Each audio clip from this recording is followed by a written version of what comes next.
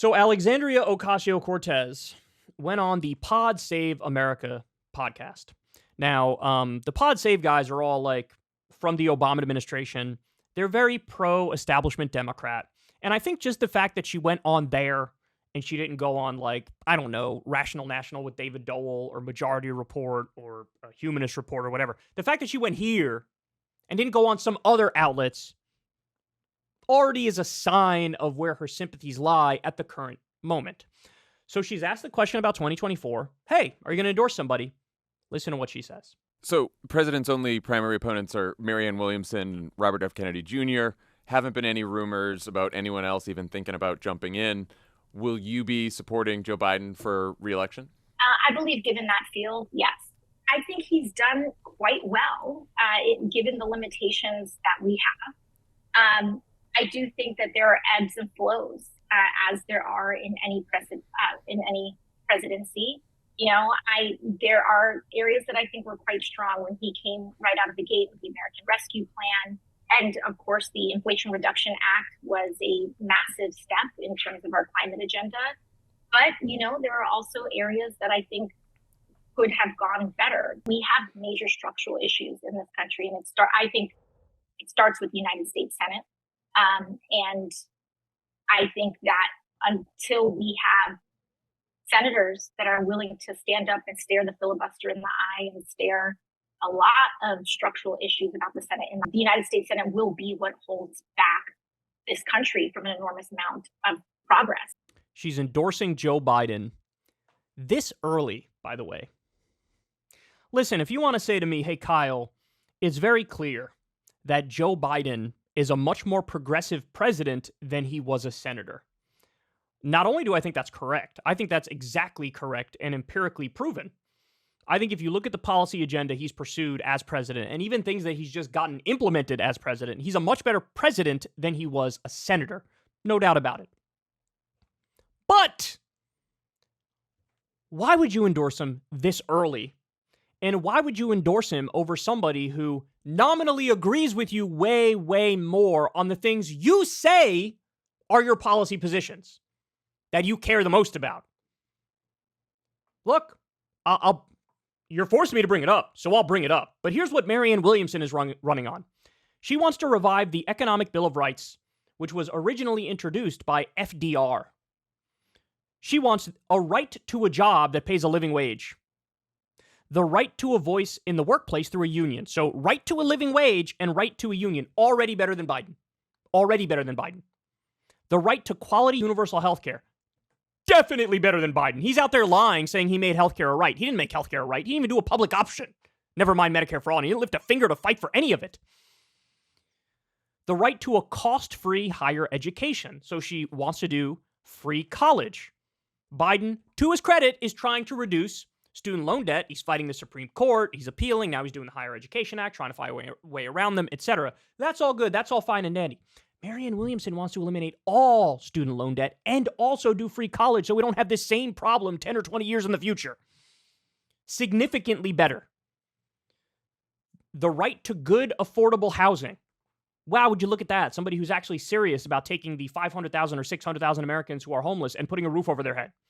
The right to clean environment and healthy planet, the right to a meaningful endowment of resources at birth, the right to sound banking and financial services. That sounds a lot to me like bringing back Glass-Steagall and reining in Wall Street, something Joe Biden would never do. The right to an equitable and fair justice system, the right to cultural and civic involvement in democratic life. Okay, this alone, I haven't even gotten into the rest of her platform, but this alone, running on the Economic Bill of Rights, she is way, way better than Joe Biden. So that begs the question, why? Why would you do this? Why would you say this? Why would you endorse him and why would you do it this early? Look, the only thing, and I'm trying desperately to steal a man the position and not straw man the position. The only thing I can come up with is that she thinks, oh, it's hopeless for somebody like Marianne Williamson to win anyway, and she's not like a serious player. So, like, I'm trying to maintain my sway with the administration and have my own voice in the room by endorsing early. Therefore, he's going to trust me. He's going to hear out my concerns and criticisms and policy agenda more. The argument that She's not serious. This is the exact same thing they said about Bernie Sanders, even though Bernie Sanders was senator for a very long time. Because it's not actually about whether or not you're in government, whether you're a senator, whether you're a congressperson, whether you were a governor, whether you're a big business name. It's not actually about that. They're going to say you can't win, you're an outsider, and don't waste your time the second you deviate from establishment conventional wisdom, which is, hey, the status quo is largely awesome. We'll take some tweaks around the edges, but that's it. So when somebody comes in really trying to change the system as an outsider, of course they're going to smear you. Of course they're going to disrespect you. Of course they're going to swat you aside. And again, it's such a defeatist and annoying attitude to act like, well, she has no chance. When people said that about Bernie too. And what do we all say in response when they said that about Bernie? Don't care, piss off, we like him, we're going to support him. We should be saying the same thing about Marianne Williamson. And to the idea like, oh, I need to maintain my sway with the administration to get our policy goals implemented, he doesn't listen to you guys ever anyway. He doesn't. He doesn't. I wish he did. I wish you guys did have more of an impact. They laugh at you. They know they can depend on you. By the way, who is really smacking them around and slapping them around and getting what they want? Kyrsten Sinema and Joe Manchin. They were able to drag the administration further and further right because they played hardball and they didn't bend the knee and cuck themselves instantly. Well, that's what you're doing. You're bending the knee and cucking yourself instantly. If he knows he can count on your support no matter what he does, why would he serve you? Why would he give you any sort of policy concessions whatsoever? He wouldn't. He wouldn't do that. So look, I have no sympathy for this because the fact of the matter is, Marianne is running in the Democratic primary. You want to know why she's doing that? Because she understands the structural analysis that a third party does not have a chance of winning right now because we don't have ranked choice voting and we still have first past the post voting.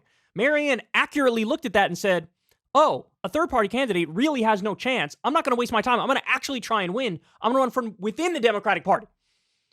So she did it the strategically important way, and they still turn around and stab her in the back and say, well, what are we going to do? We're going to support Joe Biden. That's what we're going to do. Look, it's just embarrassing. It really is embarrassing, right? Because she's running in the primary. She agrees with you on more of the issues. So you're just unmasking yourself here, that you've changed. Remember when she ran and she was like, yeah, we're going to bring the ruckus and, I'd rather be a successful one-term congressperson than be in Washington for my whole life and just play the game and go along to get along with the system. Well, that is exactly what you're doing now. And I know she would argue like, no, this is me maturing and becoming an adult and understanding how everything really works and understanding how the sausage is made, and that's why I'm doing what I'm doing. But I just fundamentally don't buy any of those arguments. I don't.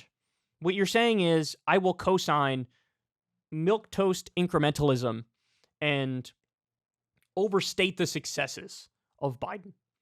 Look, like I said, I'm a fair guy. I'll give him credit when I think he does something good. I do it all the time, and I get heat for it too, right? When he pulled out of Afghanistan, that was based. When he stood up to the media and doing it, that was based.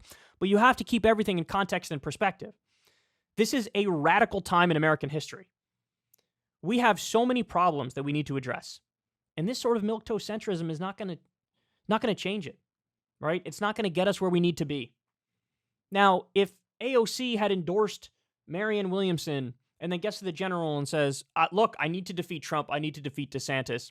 They are such a gigantic threat to democracy and stability, and their agenda is so reactionary and so extreme. I'm going to endorse Joe Biden again to beat the Republican. Very few people would have a problem with that. The people who do have a problem with that have brainworms, right? But when you endorse this early, and you endorse over somebody who you absolutely positively, based on an empirical analysis, agree more with the other person than you do with Biden, there is no amount of dressing this up which makes it acceptable. Bottom line is, you have Washington brain. Your brain is poisoned by that insider game.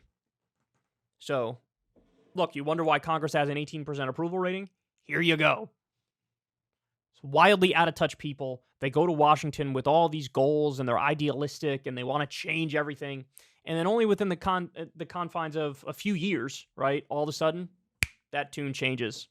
And they start thinking that they're in the show The West Wing, right? And they're playing the game from the inside. And by the way, repeatedly losing that game from the inside. So spare me. If AOC had extracted very clear concessions from Joe Biden for this, then I'd be saying something different completely, right? If she comes to the progressive movement and goes, psst, hey, just so you guys know, I got Biden to lower all prescription drug prices through executive order, which he can do under the Bayh-Dole Act in return for me endorsing him. Well, then I go, that's called smart politics. That's intelligent. Thank you for making a material change to improve people's lives by playing the game. But is anybody naive enough to think that that's what happened here? That that's what she got? She got some major concession, some major policy concession? No. She's just supporting Biden over Marianne Williamson, even though Marianne Williamson is running on reviving the Economic Bill of Rights, is much more in line with Bernie Sanders' policy agenda, is running as a Democrat, and she still says, no, I'm going to go with where the power is. This is the exact same analysis I had of Bernie Sanders, too, by the way. But you know what? Honestly, for Bernie, it's slightly less egregious. Why? Because he actually is in the room with Joe Biden. He actually does have a relationship with Joe Biden. He actually does have evidence that he's pushed him in certain positive directions. So at least with him, there's like some stretch of an argument as to, I kind of see why you did this, even though I don't agree with it. With AOC, it's like, it's just laughable. This is just laughable. This is comical. So anyway, there you go. And I'm just, everybody spare me with the, what did you expect her to endorse Marianne Williamson? Unsaid person? When was it the case that, people who are supposed to be firebrand lefties like totally gave up on actually fighting and actually trying to achieve stuff and actually backing candidates who are correct on stuff? When did it become the case that like smug elitism, even among the left, was the default? Like, you're not serious. They will literally say that about any and all true lefty anti-establishment candidates that come up. Every single one. Doesn't matter. Like I said, they did it to Senator Bernie. He's a senator. And they were like, not serious. Your reaction to that should have been wrong. Or, I don't care if you don't think they're serious. I'm backing them because it's the right thing to do because they're correct on stuff. But I've seen a lot of people who, for the life of me, I can't wrap my mind around why. They sincerely think like, what did you expect her to endorse Marianne Williamson? I would have accepted her just staying out of it. At least that would have been more respectable. Because it's a wink and a nod. Like, obviously I agree more with Marianne, but hey, now I'm in Washington, and what am I going to do? Like, I talked to the president. I'm trying to get her to do the right thing. I don't want to lose that connection. Hey, wink and a nod. Like, I'm with her, but I can't say it. You know what I'm saying? Like, at least that, like, I could see it. This, I can't see. I just can't see it. And it's embarrassing. And we haven't even gotten into, all we've talked about so far is policy. We haven't even gotten into just the fact that, like, the dude can barely complete a sentence. He's clearly lost, like, 3 steps. He's sundowning. And you are rolling the dice with the future of the country against Trump or DeSantis by backing this guy. That you can make an argument, a good argument, backing him, especially this, it helps the Republicans. It helps the Republicans. Because even on the whole argument of, like, electability, yeah, the person who can complete the full sentence and who still has all their wits about them is a more electable candidate than the one who doesn't. So Marianne, I would argue, in a general, is more electable than Joe Biden. Joe Biden is not some sort of behemoth. He's got a 35% approval rating, and they're acting like, well, of course, of course he's going to win, and he should win. Like, duh. People are so jaded, and they've limited the scope of their imagination in ways that are pathetic, honestly. Pathetic. Anyway, there's my breakdown of it. Look, it wouldn't matter. Let's keep it real. It wouldn't matter if Bernie ran again. It wouldn't matter if Jon Stewart ran again, right? She was going to do this. Because she's now fully chugged the insider Kool-Aid. And she wouldn't be able to give you a sound argument for why she just took the path that she took. And again, this is coming from somebody, me, who I've given Biden credit when I think he does good things. I think he's been a better president than he was a senator. But even given that fact, you can't make an argument for this. That's a sound argument. Hey, y'all, do me a favor and like and subscribe. It helps out big time in the algorithm. Click the bell as well for notifications when videos drop. And watch that video on screen right now. You know you want to.